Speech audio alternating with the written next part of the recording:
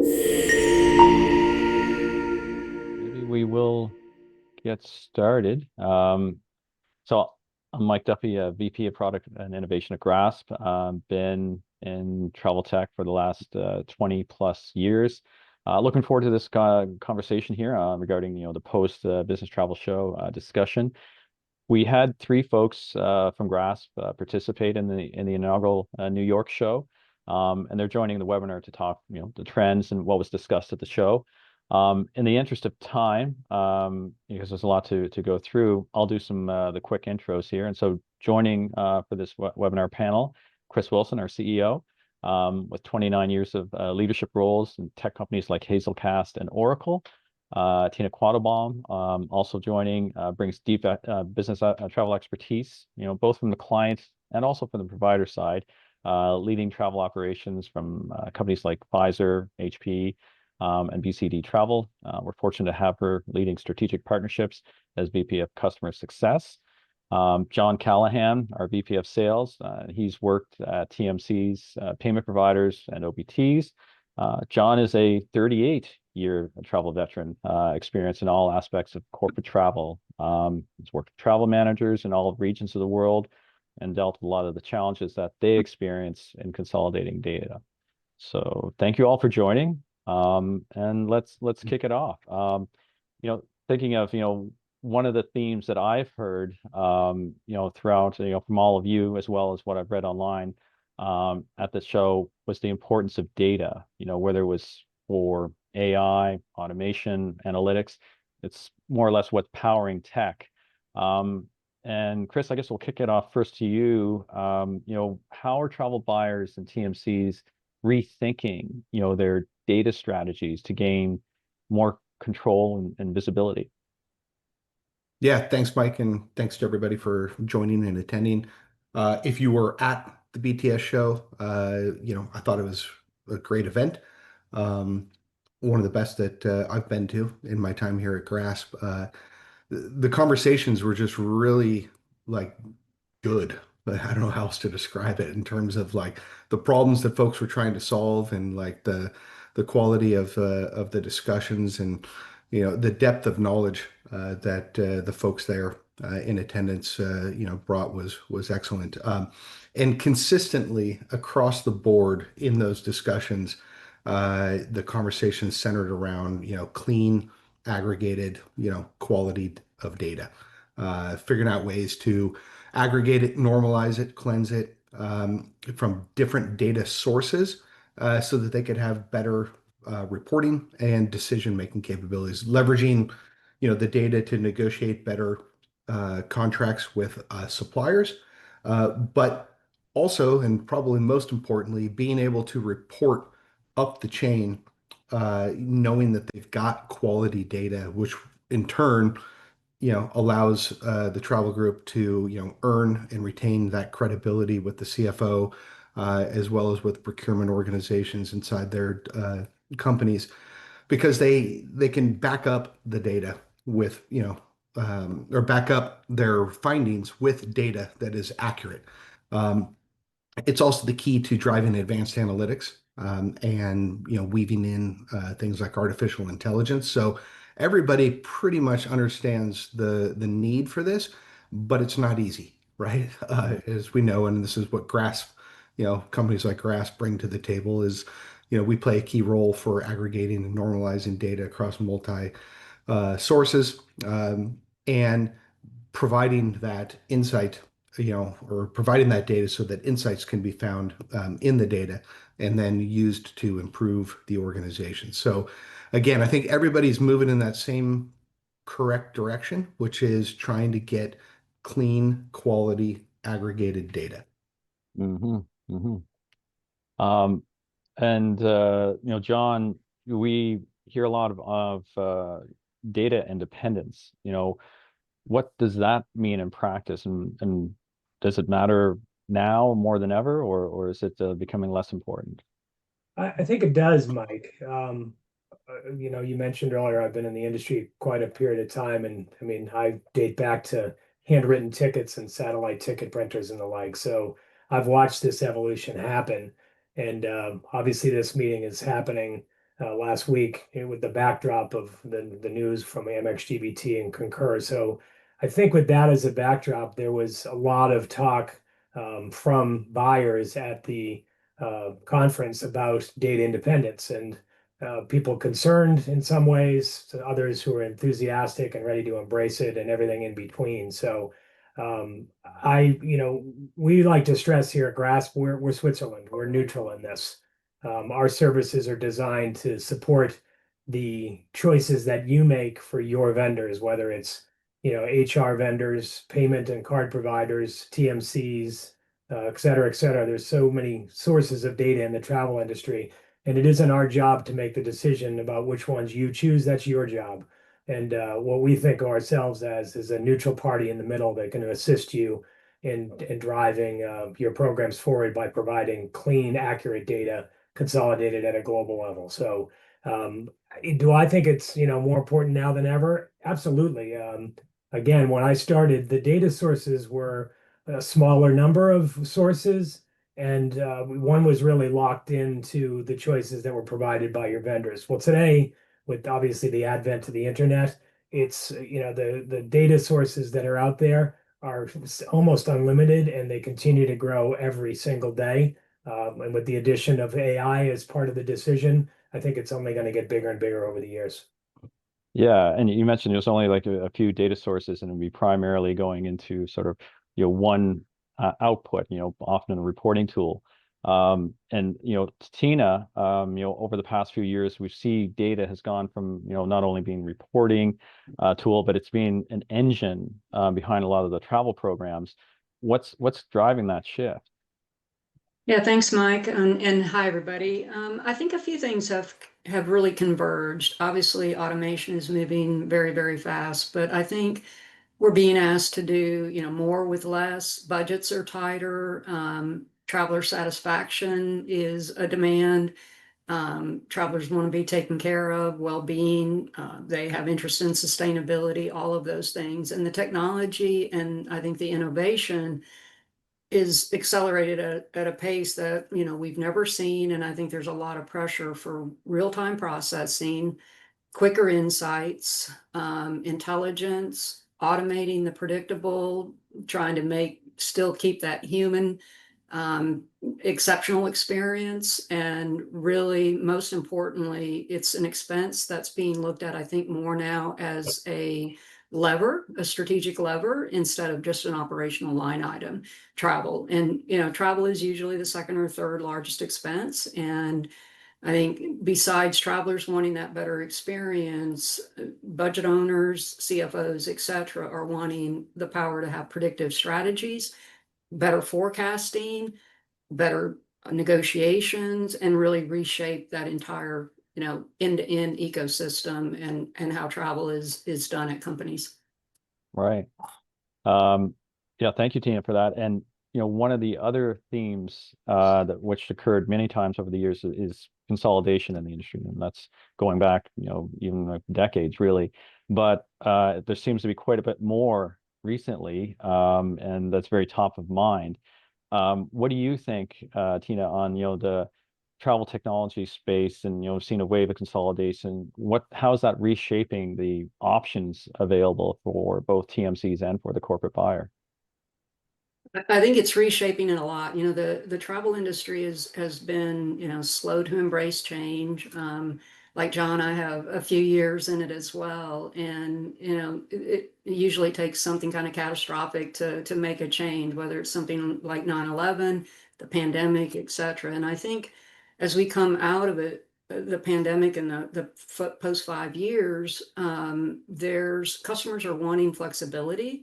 They don't want to be locked into one ecosystem, and they need solutions that will connect across all platforms, and really build a strategy that also allows them to pivot quickly, is not dependent on one supplier. I think also there's a lot of pressures from travelers wanting a better experience, a better end-to-end experience, both in the booking, the choices, getting information, being well taken care of should an event occurs. And so they really, there's no longer dependency on just one supplier. And, we also have more fragmentation in the content. We have generational changes going on. There's a lot of loss of expertise in the ecosystem, that's just happening because of some of the generational changes. So I think all of that is happening at one time. And as buyers, the people really need to have different choices and be able to connect all of the platforms and present a story to their travelers, to their CFOs, to their budget owners, to their teams, so that they continue to improve efficiencies and things like that. It's interesting you mentioned lock-in because I was curious on your thoughts on that. So thanks for adding more. And actually, Chris, I wanted to ask you on that. For customers, there's a growing concern on vendor lock-in. How can they safeguard, I guess, for flexibility and ownership of their data as those ecosystems tighten? Yeah, I mean, following on what Tina was just talking about, I mean, it's definitely a balancing act in terms of how many partners and vendors, customers and travel managers out there use in order to fulfill sort of the various aspects of data aggregation, collection, and reporting that they have. And it can seem enticing, like it's complex, to try to narrow the scope and have fewer vendors. But they really need to do their due diligence. I would recommend that they focus on, the pace of innovation on what the vendors are building and the vendors' commitment to, ongoing product improvements. And also determine whether or not that, that supplier, if their architecture aligns with the customer's architecture. If you think about what Grasp, what we're trying to do, it's what Tina was alluding to, is trying to provide that flexibility. I mean, if you think about it at its core, and you kind of have this on the screen right now, it's like we do the really hard work of normalizing and aggregating the data from various disparate data sources. Um, so our goal is clean data and delivering that to the customer in whatever form they want. So, I mean, we kind of provide various different, um, I guess, collection ability. So we can give them just the clean data and they can put it into their data lake, do what they want with it. They can then, build their own reports and analytics on top of it.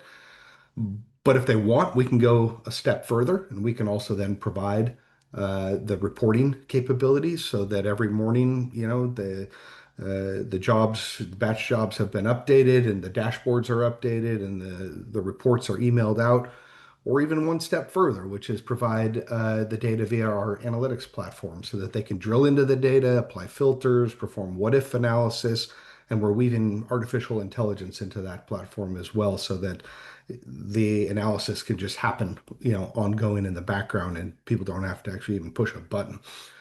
So kind of in summary, you know, it's about flexibility and choice for our customers. And we can be a big part or a smaller part depending on what they want.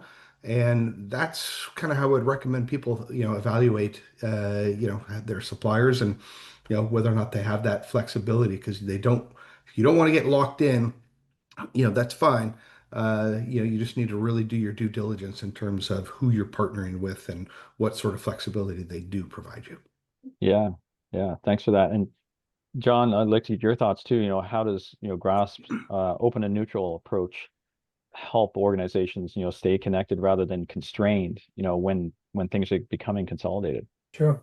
I mean, it was interesting as the three of us were there last week. We had probably the busiest I've ever experienced in all my years at any type of industry conference. Just the never-ending assortment of people coming in to talk to us, and some of them knew us very, very well, some of them less so. But we were really impressed because it included a lot of conversations with even suppliers as well, who are also looking at this kind of industry consolidation. And I think really what came through, and a number of people used the same term. So I don't know whether it was mentioned in somebody's speech, but I really liked the way it said it, which is a single source of truth. And Grasp really likes to think of ourselves as potentially the single source of truth that travel buyers might be able to look to. And you know, is are they concerned about it? Yeah, I mean everybody's a little concerned, right? We don't want to have 10 years from now or 15 years from now three organizations who are controlling the entire ecosystem and no choice for the travel buyer. I think all of us as capitalists would agree that that's not a good thing.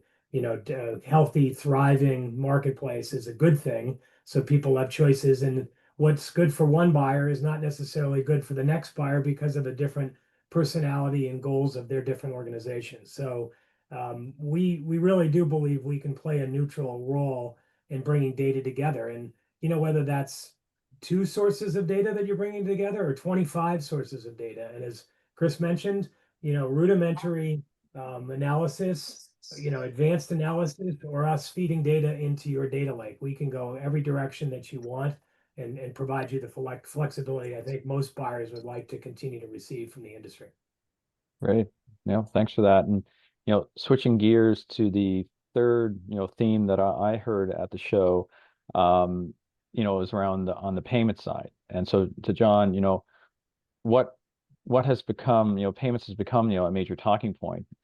What's fueling that rise at this point in time?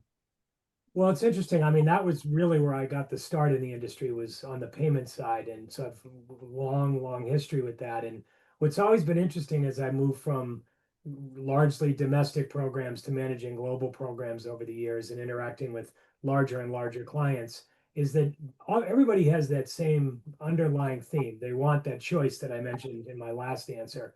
But they also look at it as what's best for the organization. So there's that healthy tension between giving travelers freedom and controlling travelers so that one can manage your program and rationalize your supply base to your best of your ability. So control is an important element while at the same time choice is. So I think that's best exemplified in the payment space and virtual cards and specifically. Historically, overseas in Europe and Asia, you saw much more embracing of central billing. And here in the United States, where I think we pride ourselves on being fairly independent. I think individual cards and letting travelers manage that process was embedded sort of culturally with us. But there's a lot of reasons to central bill things, and the problems that a CFO who remembers back 30 years ago when he was in the accounts payable group and used to think of central billing as a four-letter word. Well, a lot of those challenges that prevented reconciliation, which was the biggest part of the problem with central billing, those have gone away because of the advent of data and the ability to control data and fuse data together between travel and card things. So as a result of that, reconciliation is quite easy. And with that as a backdrop, I mean, we've talked to 4 or 5 companies in the last several months, and they're all looking at, wait a minute, I look at, virtual cards and have thought largely about using them for non-employee travel.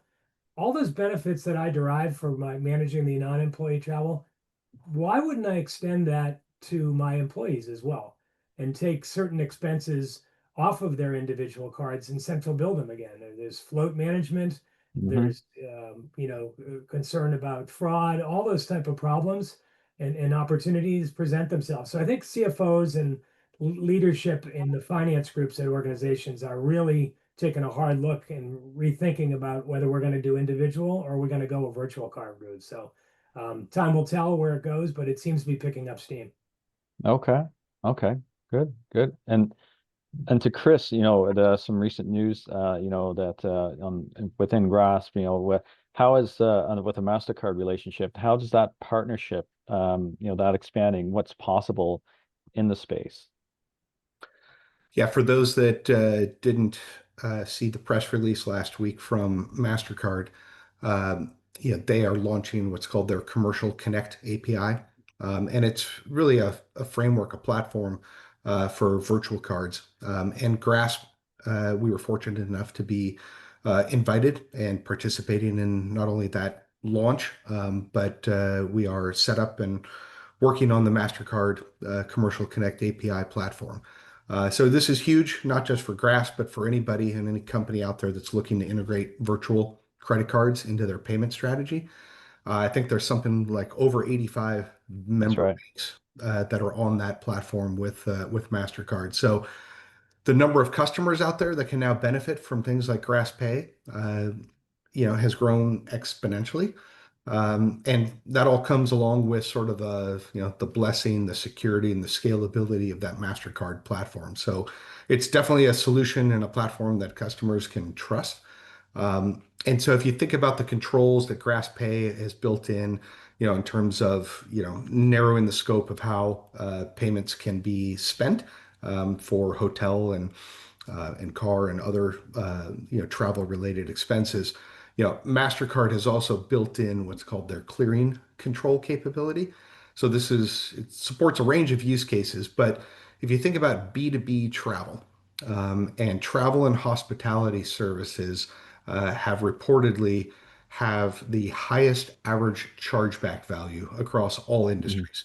And this is according to MasterCard's 2025 State of Chargebacks report.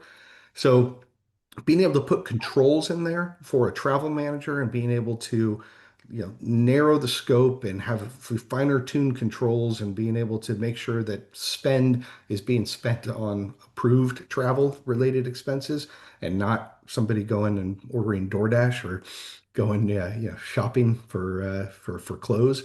This is huge. And so overall, I would say that while partnering with MasterCard is great for Grasp, it's even better for our customers and any corporations out there that are looking to adopt virtual credit cards. Okay, good, good. And then over to Tina, still with on the theme, the third topic there on payments. With GrassPay, as Chris mentioned, connect over 85 plus banks. How does that change the game for, the TMCs and for the buyers, seeking simplicity or scalability?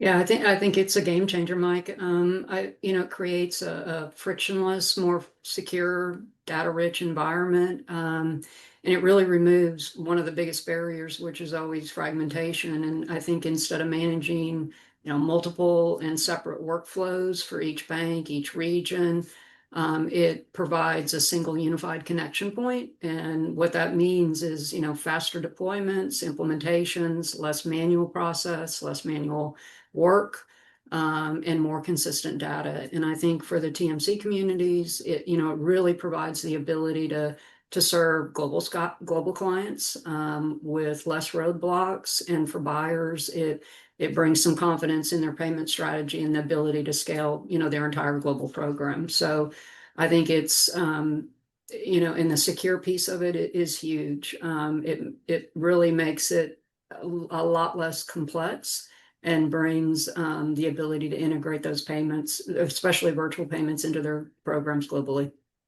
Okay, great, thank you.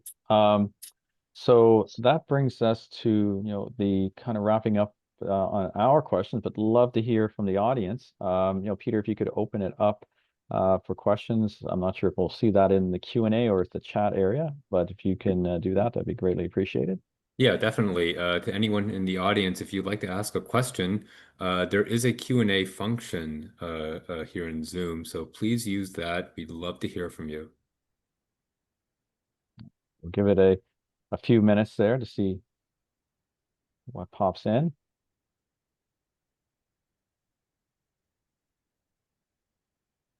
And while that's going on, Mike, one of the other, I guess, topics of conversation was around ownership of data. Hmm. And, I mean, the corporations own the data, right? We are just stewards, if you will, of collecting, aggregating, normalizing it, and sharing it with them. So, if anybody, any corporation out there, any enterprise is concerned about that, I mean, I think it's clear, right? We are, at Grasp, our job is to help them make sense of the data and make sure that it's clean and normalized and, in an aggregated form that they can actually, use it to make informed, insightful decisions. Um, and so, just wanted to get ahead of that one and address that topic so that folks know that that's the case. I mean, we certainly want to be an important part in that process, but at the end of the day, they have the freedom, the flexibility to move off of Grasp if that's their stated choice. But again, they own that data. Right. Well, that's good comments there. on data ownership. And we do have a question coming in. Looks like a two-parter from Darren. So with more consolidation tightening the ecosystem, should buyers be concerned about vendor lock-in? I guess we talked about that earlier. And the second part is, what safeguards can you put in place to ensure you can still have freedom to migrate platforms without losing visibility into your program? Open to whoever wants to take that one. I'll address it first because I think I kind of talked about a little bit on the vendor lock-in. And you know, definitely do your due diligence and understand your contract and what's involved in that. And I mentioned with Grasp, if you want to think about the safeguards we can put in place, like we have the ability to just collect the data, aggregate it, normalize it, do all the cleansing that I mentioned, and then placing it into our customer's data lake. Um, so therefore, I mean, the data is there, right? It's in their data lake. They have it, they own it. There's no question about it. Some customers then, don't want to go that route. They want us to actually then, after we've done all the cleansing and normalizing, to host the data ourselves and make it available in the form of reports and analytics and BI so that they can log into our system and view it. We can do both, right? So there are different ways of sort of architecting the solution, but ultimately, from a contractual standpoint as well, we make it very clear that you know we are we are here to be a processor of data on their behalf. And I think with those various architectural as well as contractual safeguards, we give our customers the flexibility that if they ever do need or want to migrate off of Grasp, they're going to have access to their data, and they won't lose visibility into their program. Okay, great. Um, Looks like we got another question here from Susan on, I think it's sort of touching a little bit there, what you just mentioned on data ownership as well. How important is it for corporate buyers to retain true ownership of their travel and payment data? And do you feel the current platforms make that ownership clear or ambiguous? Also open to anyone who wants to take that one. Yeah, it's a tough one, right? But I think data independence really it just kind of means that you own your own data destiny, if you will, right? It's really having the freedom to be flexible, pivot as you need to without having to rebuild the foundation every time. And I think having an agnostic data consolidator where you're bringing all of your ecosystems together gives you that ability, if you do change something in your ecosystem, that you don't have to start from, and build the house again separately. It gives you that flexibility. And I think with the tech stacks today changing as fast as they are and as quick as they are, that flexibility in being able to control your data, or at least pieces of your data, depending on what data is coming in, is really, really critical. Yeah, and if I could add to that, Mike, one thought. I mean, we heard over and over again in every single conversation we had with people at the show, AI, AI, AI. So AI and data go hand in hand clearly. And I will draw upon my own experience as a longtime salesperson, for buyers to think about ownership and remember that as suppliers are selling to you, they're thinking about how to make their relationship with you sticky. In other words, hard for the corporation to leave them. And it really is your role and responsibility as a buyer to ask yourself, is this too sticky? And what can I do to guarantee that should I choose to leave, that option is an easy one to exercise? We're a believer in that. It goes along with choice, that you should sell on the merits of your product, and clients should want to stay with you because you're performing and meeting the goals that they have for the program. And we firmly believe in that. And I think that that's something just to think about as you look at data and ask yourself, is this data going to be available to me 10 years from now? Is this going to be data that, for example, Grasp has processed for me and put into a data lake? And now they've given us access to that so that it could be downloaded into your own systems and create a multi-year or even multi-decade trend analysis available with your AI tools that you'll probably be buying over the years. So we're firm believers in that as an organization. So I think you need to think about it. That's good. Good insight. So looks like that wraps up the questions that we have received. And so, yeah, thank you all for joining. Both the audience and the panelists here.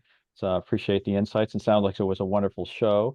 So yeah, thank you all for participating. Yeah, And have a thanks, great day. everyone. Thanks, everybody. Thank you all. All right.